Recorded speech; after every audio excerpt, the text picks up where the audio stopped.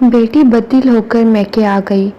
باپ نے کہا، تمہارے ہاتھ کا کھانا کھائے بہت دن ہو گئے ہیں، آج میرے لیے ایک انڈا اور ایک آلو ابال دو اور ساتھ میں ایک گرما گرم کافی، لیکن 20 منٹ تک چولہے پر رکھنا۔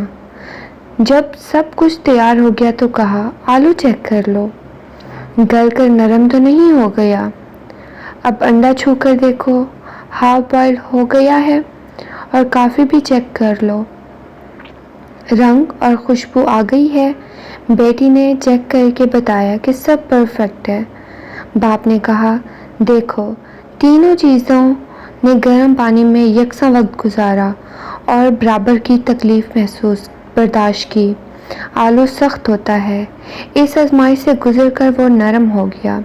انڈا نرم ہوتا ہے، گرے تو ٹوٹ جاتا ہے، لیکن اب سخت ہو گیا ہے اور اس کے اندر کا لیکوئڈ بھی سخت ہو چکا ہے۔ کافی نے پانی کو خوشبو، رنگ، خوش ذائقہ، خوشبودار بنا دیا ہے۔ تم کیا بننا چاہو گی، آلو، انڈا یا کافی؟ یہ تمہیں سوچنا ہے۔ خود تبدیل ہو جاؤ یا پھر کسی کو تبدیل کرو، ڈھل جاؤ یا ڈھال دو، یہی زندگی گزارنے کا فن ہے۔